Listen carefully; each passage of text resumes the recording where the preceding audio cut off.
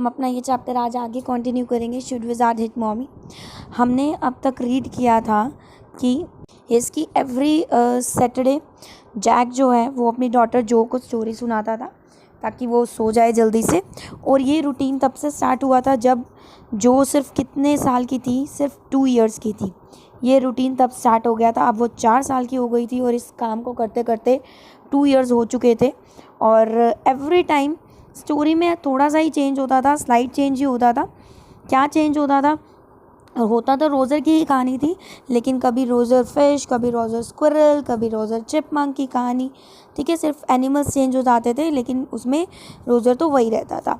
और हर स्टोरी में रोज़र को कोई ना कोई प्रॉब्लम होती थी और फिर रोज़र किसके पास जाता था? वाइज आउल के पास जाता था और आउल उसे कहता था कि वो किसके पास जाए? एक विज़र्ड के पास जाए। फिर विज़र्ड वहाँ पे कुछ मैजिक स्पेल करते थे, कोई मंत्र शंत्र पढ़ते थे और फिर उससे क्या हो जाती थी? रोज़र की जो प्रॉब्लम होती थी वो सॉल्व हो जाती थी। एंड इन रिटर्न वो कुछ क्या डिमांड करते थे? उससे कुछ पेमेंट डिमांड करते थे। ठीक है, कुछ पैनी डिमांड करते थे। विज़ार्ड क्या करता था? Wizard use to direct Roger to a place, और उतना जितने वो पैनी डिमांड करते थे उतने उसके पास रोज़र क्रिएचर के पास नहीं होते थे। फिर इसका सोल्यूशन भी विज़ार्ड उसको दे देते थे। क्या कहते थे कि तुम्हें एक प्लेस पे जाना है, वहाँ पे तुम्हें एक्स्ट्रा मनी मिल जाएंगे। इसलिए रोज़र वहाँ से जाके एक्स्ट्रा पेमेंट ले आता था और विज़र्ड को पे कर देता था। और एट लास्ट रोज़र बहुत ही खुश होता था और अपने सभी फ्रेंड्स के साथ खेलता था। एट लास्ट वो अपने घर अपनी मम्मा के पास चला जाता था। कब, किस टाइम से पहले चला जाता था? उस टाइम से पहले जब उसके पापा ट्रेन से बोस्टन से आ रहे होते थे और उसको विस्लिंग की साउंड सुनाई देती थी, उसके पापा आ रहे हैं, और एक साथ वो डिनर करते थे। और जैक उनका डिनर डिस्क्राइब करता था और उसी टाइम स्टोरी ख़त्म हो जाती थी। This was all about this story, जो जैक किसको सुनाया करते थे? अपने डॉटर को सुनाया करते थे। अब जो इस बार स्टोरी उन्होंने सुनानी शुरू करी जो को, वो क्या स्टोरी थी भाई? बतानी उन्होंने शुरू करी कि आज की स्टोरी किसके ऊपर है? रोज़र स्कंक के ऊपर। स्टोरी उस दिन की किसके ऊपर थी? रोज़र स्कंक की स्टोरी थी। और जैक ने उसको सुनाना शुरू किया रोज़र स्कंक की स्टोरी। और स्कंक के बारे में उनको बचपन में स्कूल में पढ़ाया जा रहा था, नर्सरी स्कूल में। इसीलिए जो ने बोला कि आज मुझे स्कंक की कहानी सुननी है, और फिर उसके फादर जैक ने रोज़र स्कंक की कहानी सुनानी शुरू कर दी। ठीक है, समझ में आ गई? अपने माइंड से सुनानी शुरू कर दी उसको स्टोरी। तो कैसे उसके अंदर से बहुत ही बैड स्मेल आती थी, स्टिंकी स्मेल आती थी स्कंक के अंदर से, कि कोई भी क्रिएचर उसके साथ नहीं खेल पाते थे, सभी उसको स्टिंकी स्कंक कह के चिढ़ाते थे। ठीक है ना? तो जब ये सब बातें उसने जैक ने किसको बताई? जो को बताई। तो जो बहुत ज़्यादा सैड हो गई ये सुन के। ठीक है, क्लियर हो गई बेटे बात? जो बहुत ज़्यादा अपसेट हो गई रोज़र स्कंक की ये प्रॉब्लम सुन के, और उसने जैक को बिगिन किया कि वो फटाफट से आउल के पास जाए ना। रोज़र स्कंक किसने बोला बीच में पापा को इंटरप्ट करके? जो ने अपने पापा को बीच में इंटरप्ट किया और क्या बोला कि रोज़र स्कंक जल्दी से आउल के पास जाए, उसको जल्दी से आउल के पास भेजो। जैक को अच्छा लग रहा था कि जो बहुत ज़्यादा स्टोरी के अंदर अपने आप को उसने इन्वॉल्व किया, बहुत ज़्यादा एंक्शियस है ये जानने के लिए, सस्पेंस जानने के लिए कि आगे क्या हुआ। ठीक है, लेकिन नीचे उसको फर्नीचर की साउंड आती है कि नीचे फर्नीचर मूव हो रहा है। उसकी वाइफ क्लेयर जो है वो फर्नीचर मूव कर रही है। वो क्या कर रही है? लिविंग रूम में जो भी फर्नीचर अवेलेबल है उसे रीपेंट कर रही है। अब इसके बाद जो रोज़र स्कंक होता है वो वाइज आउल के पास जाता है। आउल उसे कहाँ जाने के लिए कहता है? आउल उसे विज़र्ड के पास जाने के लिए कहता है। आउल उसे विज़र्ड के पास जाने के लिए कहता है। और जो बीच बीच में से क्वेश्चंस पुट करती है अपने पापा से, पापा को इंटरप्ट करती है। ठीक है, वो क्या बोलती है? पापा को बार बार बोलती है कि पापा अब ऐसा करो ना, अब ऐसा होना चाहिए, ओहो, मतलब बीच बीच में इंटरप्ट करती रहती है। ठीक है, आगे देखते हैं। Jack feels that his authority is being questioned. He realizes that Joe is no longer blindly accepts what he says. जो बीच बीच में कहती रहती है, इंटरप्ट करती रहती है, तो जो जैक उसे कहता है कि भाई क्या आप पापा को कहानी सुनाना चाहते हो? पापा आपको नहीं सुनाए। ठीक है ना? तो वो उसे ये बोलता है। जैक थोड़े से अपसेट हो जाते हैं जो कि बार बार क्वेश्चनिंग से, क्योंकि वो बहुत ज़्यादा टायर्ड हो चुके थे इस कहानी को सुनाते सुनाते बच्चों को, और वो अब इजीली सोती भी नहीं थी। ठीक है, अब रोज़र स्कंक कहाँ जाता है? विज़र्ड के घर जाता है। विज़र्ड के घर जाता है। विज़र्ड का डोर जो होता है, वाइट हाउस होता है, उसको नॉक करता है। यहाँ तक हमने रीड कर लिया था। विज़र्ड का डोर नॉक करता है, और ये पार्ट जो विज़र्ड की नकल करना, विज़र्ड को कॉपी करना, ये सबसे अच्छा पार्ट होता है जैक की स्टोरी का। जैक को उसकी कॉपी करना बहुत ही अच्छा लगता है। ठीक है। अब फिर उससे जो फिर से क्वेश्चन पूछती है कि पापा क्या ये जो मैजिक्स होते हैं ये रियल होते हैं, ठीक है ना। ये फिर से क्वेश्चन किससे पूछती है, पापा से अपने पूछती है। क्लियर हो गई बात बेटा। तो वो फाइनली जो रोजर स्कंक है फाइनली किसके पास पहुंच जाता है, विज़र्ड के पास पहुंच जाता है। इसके आगे हमने कंटिन्यू करना है चैप्टर को। ये students we have to start it from here now. तो उसके बाद जब वो विज़र्ड के घर पहुंचता है हमारा रोजर स्कंक, वो उसे कहता है कि भाई मेरे साथ कोई भी फ्रेंड नहीं खेलता है क्योंकि मेरे अंदर से बहुत ही बुरी बदबू आती है, स्मेल आती है, और एनॉर्मस वाइज आउल ने मुझे कहा है कि आप मेरी हेल्प कर सकते हो। अब विज़र्ड की बात शुरू होती है, यहाँ पे विज़र्ड की स्टेटमेंट शुरू होती है। ई well may be come on in, don't get too close. Now inside Joe, there will all these magic things all jumble together in a big dusty heap because the wizard didn't have any cleaning lady. अब wizard उसे कहता है हाँ ठीक है, शायद मैं तुम्हारी हेल्प कर सकता हूँ, अंदर आ जाओ। डोंट, लेकिन ज़्यादा पास मत आना मेरे। क्यों मत आना मेरे पास ज़्यादा, क्योंकि उसके अंदर से बहुत ही स्टिंकी स्मेल आ रही होती है। किसके अंदर से, रोजर स्कंक से अंदर से। तभी विज़ार्ड उसको कहता है मेरे ज़्यादा पास मत आना।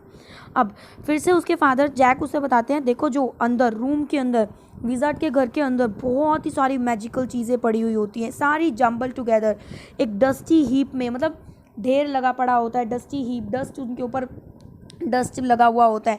क्यों डस्टी हीप में पड़ी होती हैं वो, क्योंकि विज़र्ड के घर में कोई भी क्लीनिंग लेडी नहीं होती, काम करने के लिए कोई भी नहीं आता है, ठीक है। वाई, अब वो पूछती है, जो अपने फादर से पूछती है क्यों विज़र्ड के घर में कोई क्लीनिंग लेडी क्यों नहीं है।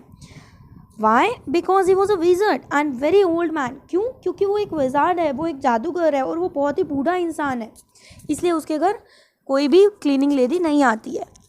विल ही डाई, क्या वो मर जाएगा, मरेगा क्या वो, मतलब अब फिर से जो उसे पूछती है वो ओल्ड मैन है तो क्या वो मर जाएगा।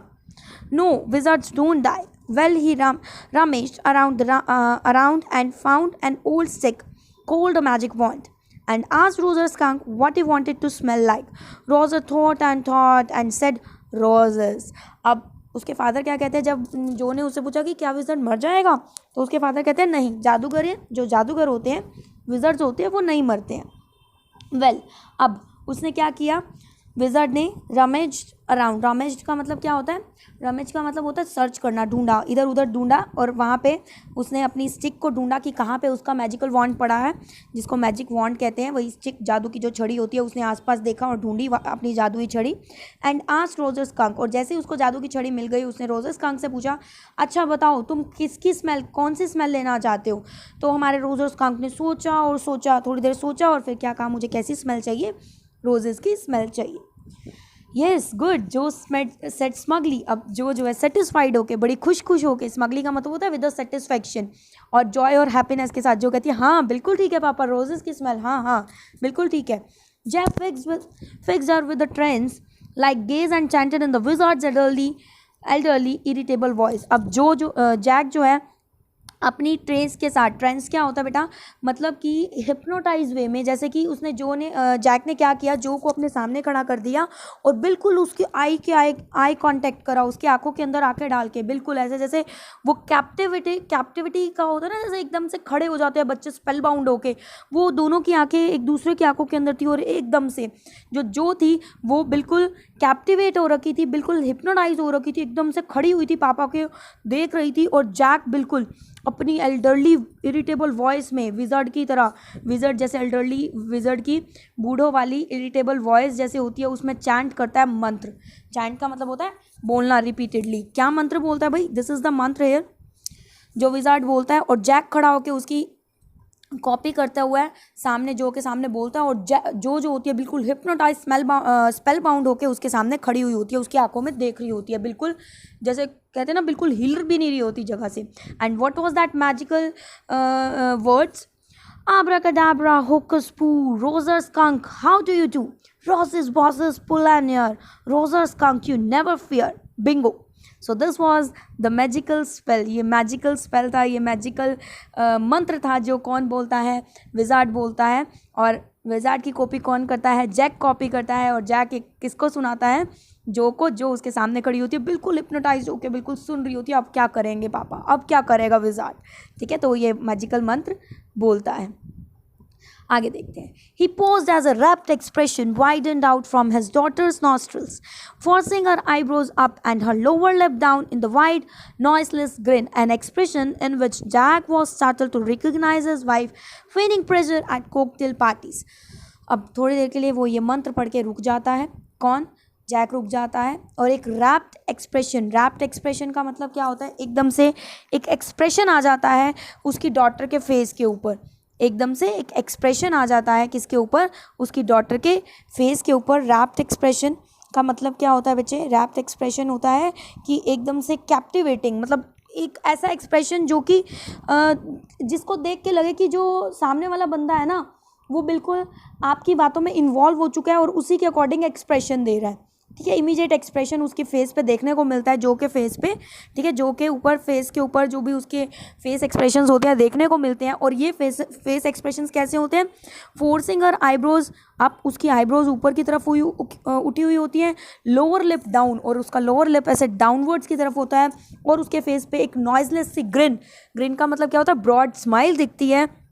और ये एक्सप्रेशन जैक किससे रिजेंबल कर रहे हैं? ये एक्सप्रेशन किसके होते हैं? उनकी वाइफ के ये एक्सप्रेशन होते हैं. कब ये उसकी वाइफ ऐसे एक्सप्रेशन देती है? जब उसकी वाइफ कॉकटेल पार्टीज़ में जाती है, वहाँ पे उसको जो प्लेजर मिलता है, उसको जो खुशी मिलती है, और वो शो करती है अपने फेस के ऊपर. फेनिंग का मतलब क्या होता है बेटा? फेक एक्सप्रेशन टाइप्स होते हैं जो आप दिखावे के लिए करो कि आपको खुशी मिल रही है. जैसे कि आप गुस्सा तो नहीं हो लेकिन फिर भी आप शो ऑफ कर रहे हो कि आप गुस्सा हो, या आप खुश तो नहीं हो फिर भी आप शो ऑफ कर रहे हो कि आप खुश हो. तो that particular expressions resemble to his wife. ये जो के एक्सप्रेशंस होते हैं वो एक्सप्रेशन किसकी तरह होते हैं? उसकी मदर की तरह होते हैं, जो उसकी मदर कहाँ पे देती है? कॉकटेल पार्टीज़ में दिया करती है, जब वो वहाँ कॉकटेल पार्टीज़ को फेकली इंजॉय कर रही होती है. उसके फेस पे जो एक्सप्रेशन आते हैं, सिमिलर एक्सप्रेशन किसके फेस पे आते हैं? जो के फेस पे आते हैं. आगे देखते हैं. And all of a sudden, he whispered, the whole incident of the wizard's house was full of smell of roses. Roser fish, he cried. Roser fish cried, and the wizard said, very cranky, that will be 7 pennies. अब भाई क्या हुआ? अचानक से बिल्कुल वो whisper करते हुए बोलता है जैक. क्या बोलता है? पूरा घर, विजार्ड का घर किसकी खुशबू से भर गया? रोजेज़ की खुशबू से भर गया. पूरा रोजेज़ की खुशबू से भर गया. और रोज़र फिश एकदम से चिल्ला उठता है क्योंकि उसको किसकी स्मेल मिल जाती है? रोजेज़ की स्मेल मिल जाती है. एंड द विजार्ड सेड, और विजार्ड बड़ी क्रैंकली मतलब सटिया के बोलता है, दैट विल बी 7 पेनी. अब भाई कितने पैसे तुमने देने हैं मुझे इसके? 7 पेनी देने हैं तुमने मुझे इसके. ठीक है, जो मैंने तुम्हारे ऊपर मैजिकल स्पेल किया है. यस, ठीक है बच्चे. तो ऑल ऑफ अ सडन वो बड़ी धीरे से विस्पर करते हुए से बोलता है. क्या बोलता है? यस, कि पूरा घर, विज़र्ड का घर किससे भर गया? रोजेज़ की स्मेल से. रोजर फिश एकदम से चिल्ला उठता है, खुश हो जाता है. एंड द विज़र्ड भी क्रैंकली होके बोलता है, मतलब सटिया के बोलता है, दैट विल बी 7 पेनीज. तुम्हें मुझे कितने रुपए देने हैं? 7 पेनीज देने हैं इन पेमेंट में. Daddy, what? Roger skunk, you said Roger fish. अब वो एकदम से जो फिर से इंटरप्ट करती है अपने पापा को, कहती है डैडी. और फिर उसके पापा बोलते अब क्या हुआ? वो कहते हैं रोजर स्कंक, आपने रोजर फिश बोल दिया. ये देखिए बेटा क्या कर रहा था, उनके डैडी ने गलती से रोजर फिश बोल दिया था. आप देख सकते हो कि जो है वो कितनी ज़्यादा इन्वॉल्व है कहानी के अंदर, कितनी ज़्यादा ध्यान से सुन रही है कहानी को, कि उसने छोटी सी मिस्टेक भी पकड़ ली. ठीक है, यस स्कंक, हाँ skunk. You said Roger fish, आपने रोजर फिश बोल दिया. वॉजंट दैट सिली बात नहीं करते आप, मतलब क्या आप बिना कहाँ ध्यान है आपका? Very silly of your stupid old daddy. Where was I? Well you know about the pennies. ठीक है, अब कहते हैं तुम्हारे स्टूपिड ओल्ड डैडी बहुत सिली हो चुके हैं, मतलब बहुत सिली हो गए हैं. ठीक है ना. अच्छा कहाँ पे था मैं? स्टोरी कहाँ पे था मैं? वेल, और तुम्हें तो पता ही है पेनीज के लिए उसको कहाँ जाना पड़ेगा, पता ही है. तो स्टोरी यहीं पे ख़त्म करते हैं. नहीं, जो कहती है नहीं से इट, आप बताओ, आप आगे बोलो. Okay, Roger skunk said, but all I have is 4 pennies. And he began to cry. Joe made the crying face again, but this time without a trace of sincerity. अब रोजर स्कंक कहता है बस मेरे पास तो 4 ही pennies हैं, और ये कह के वो रोने लग जाता है. और जो का फेस भी फिर से रोने वाला बन जाता है. एक्सप्रेशन उसके कैसे हो जाते हैं? रोने वाले हो जाते हैं। लेकिन इस टाइम उसके फेस पे वो सिंसियरिटी का कोई भी नामो निशान नहीं था जैसे कि पहले था, क्योंकि उसे पता था प्रॉब्लम तो सॉल्व हो गई, कहानी तो खत्म हो ही गई बस, ठीक है ना। तो this annoyed Jack. Downstairs some more furniture rumbled. Claire shouldn't move heavily things. She was 6 months pregnant. It would be their third. अब ये देख के जो को गुस्सा आ जाता है, थोड़ा सा गुस्सा क्यों आ जाता है? पहली बात तो जो है वो सिंसियरिटी से नहीं सुन रही होती है, अब उसका इंटरेस्ट ख़त्म हो गया होता है। और दूसरी बात, नीचे फर्नीचर के रंबल होने की आवाज़ आ रही होती है, फर्नीचर इधर उधर हो रहा है तो उसकी आवाज़ें आ रही होती हैं। और वो कहता है क्लियर को ये हैवी थिंग्स नहीं उठानी चाहिए क्योंकि वो 6 months प्रेगनेंट है और ये उनका थर्ड बेबी जो है होने वाला है। So the wizard said, oh well, very well, go to the end of the lane and turn round 3 times and look down the magic well and there you will find 3 pennies. अब भाई wizard कहती है, wizard एकदम से उसको क्या बोलता है रोजर स्कांक को, ओ अच्छा ऐसी बात है, ठीक है तो तुम कहाँ जाओ, उस लेन के एंड में जाओ, बिल्कुल गली होती है, गली के बिल्कुल एंड में जाओ, वहाँ पे तुम्हें क्या मिलेगा, एक मैजिक वेल मिलेगा, ठीक है, जादुई कुआं मिलेगा, उसके अराउंड तुम्हें 3 बार घूमना है, ठीक है, 3 बार तुम घूमना, टर्न करना और तुम्हें वहाँ पे क्या मिल जाएंगे, 3 pennies मिल जाएंगे। हरी अब जल्दी करो, जल्दी फटाफट से करो। So Roger Skunk went to the end of the lane and turned around 3 times and there in the magic well were 3 pennies। अब भाई वो जल्दी फटाफट से भागते हुए जाता है लेन के एंड में और वहाँ पे 3 बार घूमता है और मैजिक वेल में देखता है, वहाँ पे उसको क्या मिल जाते हैं, 3 pennies मिल जाते हैं। So he took them back to the wizard and was very happy and ran out into the woods and all the other little animals gathered around him because he smelled so good. वो बहुत खुश हो जाता है, ठीक है, और वो पैसे विजार्ड को देख के भागता है, खुशी खुशी वुड्स में चला जाता है, फॉरेस्ट में चला जाता है, घने जंगलों में चला जाता है और बाकी सारे लिटिल दूसरे एनिमल्स उसके अराउंड गैदर हो जाते हैं, इकट्ठा हो जाते हैं। अब सारे उसके साथ खेल रहे होते हैं, क्यों? क्योंकि अब उसके अंदर से बहुत ही अच्छी खुशबू आ रही होती है। किसकी खुशबू? रोजेस की खुशबू। ओके बेटे। And they play tag, baseball, toss ball, basketball, lacrosse, hockey, soccer and pickup sticks. अब वो ये सारी गेम्स खेलते हैं, ये सारी गेम्स वो आपस में मिलके खेलते हैं। व्हाट्स पिकअप स्टिक्स पापा? अब वो अपने पापा से पूछती है जो कि ये पिकअप स्टिक्स क्या है पापा, जो क्योंकि उनके पापा ने इतने सारे गेम्स बताई होती हैं तो उसको पिकअप स्टिक्स के बारे में नहीं पता, तो अपने पापा से पूछती है कि पापा ये पिकअप स्टिक्स क्या है। It's a game you play with sticks. अब जैक उसे बताते हैं कि ये एक टाइप की गेम है जो आप स्टिक्स से खेलते हो। Like the wizard's magic wand. अच्छा, जैसे कि वो विजार्ड का मैजिक वॉन्ड था उसी तरह से स्टिक्स क्या, जो पूछती है। Kind of. And they played games, laughed all afternoon and then it began to get dark and then all ran home to their mommies. हाँ, उसी तरह से ही कुछ लगा लो तुम भाई, मैजिक वॉन्ड की तरह ही लगा लो। बेसिकली बेटे ये क्या एक टाइप की ऐसी गेम होती है जिसमें आप लोग कुछ स्टिक्स ऐसे फेंकते हो, कुछ पेन्स की फॉर्म में या कोई भी स्टिक्स की फॉर्म में ऐसे आप फेंकते हो और what you have to do, you have to pick out that one stick very carefully कि नीचे वाली स्टिक कोई भी हिले ना और आराम से आपने उस स्टिक को उठाना होता है, स्टिक्स को उठाना होता है, ठीक है। So that type of game is pickup sticks. और फिर वो पूरे दिन गेम खेलते हैं, हंसते हैं, इंजॉय करते हैं पूरे आफ्टरनून और जैसे ही डार्क होनी शुरू होती है सभी के सभी अपनी मम्मीज़ के पास चले जाते हैं, ठीक है। आगे देखते हैं क्या हुआ। Jo was starting to fuss with her hands and look out of the window at the crack of the day that showed under the shade. अब जो अपने हाथों को फस करना शुरू कर देते हैं, मतलब ऐसे जैसे हम लोग अपने हाथों की मूवमेंट करते हैं, हाथों को हिलाते रहते हैं, ठीक है, तो अपने हाथों के साथ फसिंग करना शुरू कर देती है और विंडो के बाहर देखती है। अब उसका इंटरेस्ट नहीं रहा क्योंकि उसे पता है स्टोरी ख़त्म हो गई और वो डे क्रैक को देखती है कि कैसे दिन जो है डे जो है क्रैक हो रहा है, मतलब एकदम से दिन के ढलने पे जो शेड बन रही होती है, परछाई बन रही होती है, उसको देख रही होती है, बाहर की तरफ देख रही होती है, मतलब उसका ध्यान खत्म हो जाता है। She thought the story is all over, क्योंकि अब वो सोचते हैं कि स्टोरी जो है ख़त्म हो चुकी है। Jack didn't like women when they took anything for granted. He liked them apprehensive, hanging on his words. Now, Joe, are you listening? अब जैक को ऐसी वुमेन्स बिल्कुल पसंद नहीं है जो कि किसी भी चीज़ को फॉर ग्रांटेड ले लें। फॉर ग्रांटेड का मतलब क्या होता है, मतलब उनको उसकी वैल्यू ना पता हो। जैसे कि आप लोग को कोई चीज़ ऐसे मिलती है, सपोज दैट आपको कोई चीज़ भी मिली हुई है, आपको उसके लिए बाहर नहीं जाना पड़ रहा, आपके घर पे ही वो काम हो रहा है, तो आप लोग उसके लिए थैंकफुल नहीं होते, आपको उसकी कोई वैल्यू नहीं पता होती। हम कहते हैं ना घर की मुर्गी दाल बराबर, तो सिमिलरली लाइक दैट।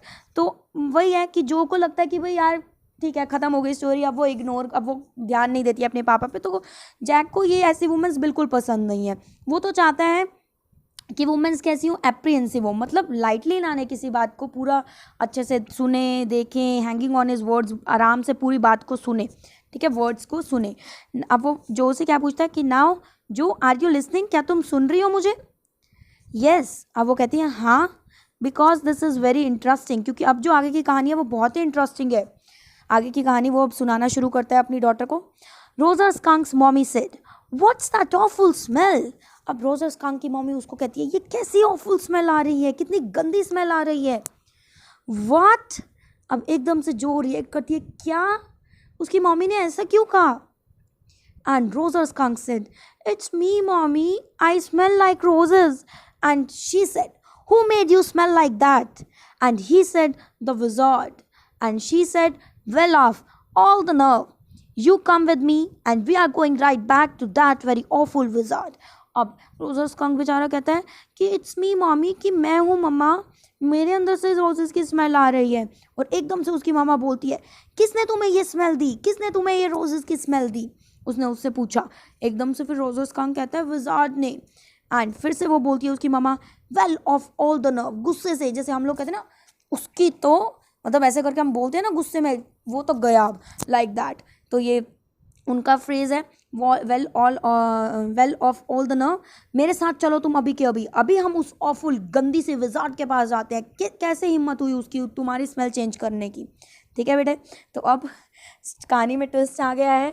फाइनली हमारे रोज़ा स्कंक की स्मेल चेंज हो गई है, रोजेस की स्मेल आ गई है, लेकिन उसकी मम्मा ने उसको उस स्मेल के साथ एक्सेप्ट नहीं किया है। उसकी मम्मा अब उस विज़र्ड के पास जा रही है जिसने उसकी ये स्मेल चेंज करी। जो sat up, her hands dabbling in the air with genuine fright. But daddy, then he said about the other little animals ran away.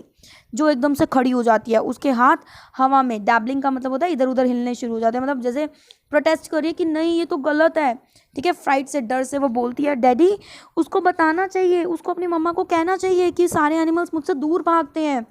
Her hand skittered off into the underbrush, और उसके हाथ ऐसे अंडरब्रश मतलब कि जो नीचे प्लांट्स लगे होते हैं, वीड्स वगैरह, उसके ऊपर जाते हैं। मतलब वो जो है पूरा प्रोटेस्ट करिए कि पापा उसको ऐसा नहीं करना चाहिए। ऑल राइट ही सेड, उसके पापा कहते हैं ठीक है, यही मैं कहता हूँ जो तुम डायलॉग चाह रही हो, मुझसे कहलवाना चाह रही हो, ठीक है। But mommy, all the other little animals run away and she said, I don't care. अब वो बेचारा रोज़ा स्कंक कहता है, बट मम्मा सारे लिटिल क्रिएचर्स, लिटिल एनिमल्स मुझसे दूर भागते हैं मेरी गंदी स्मेल की वजह से। लेकिन उसकी मम्मा कहती है मुझे कोई परवाह नहीं है। You smell the way a little skunk should have, तुम्हें तो उसी तरह से स्मेल करना चाहिए जैसे कि एक लिटिल स्कंक स्मेल करता है। And I am going to take you right back to that wizard, और मैं अभी के अभी तुम्हें उस विज़ार्ड के पास, उस ऑफुल विज़ार्ड के पास लेके जा रही हूँ। And she took an umbrella and went back with Rosa Skunk and hit the wizard right over the head. और वो अम्ब्रेला उठाती है, कौन? रोज़ा स्कंक की मम्मी, और रोज़ा स्कंक को लेके जाती है सीधा विज़ार्ड के पास, और जाके सीधा विज़ार्ड के हेड के अंदर वो अम्ब्रेला दे मारती है। ठीक है ना, कि कैसी हिम्मत हुई तुम्हारी मेरे बच्चे की स्मेल चेंज करने की। ओके बेटा, तो ये आज हम लोग यहीं तक रीड करेंगे। आगे की जो स्टोरी है वो बहुत ही इंपॉर्टेंट है, हम लोग उसको नेक्स्ट वीडियो के अंदर कवर करेंगे, जो कि बहुत इंपॉर्टेंट है, जहाँ से मोस्टली क्वेश्चंस आते हैं, तो हम उसको नेक्स्ट वीडियो के अंदर कवर करेंगे बच्चे। तो पहले आप फर्स्ट और सेकेंड पार्ट अच्छे से रीड करो, और समझ में आया हो तो लाइक ज़रूर करना वीडियो को, चैनल सब्सक्राइब करना एंड शेयर करना अपने फ्रेंड्स के साथ। Thank you.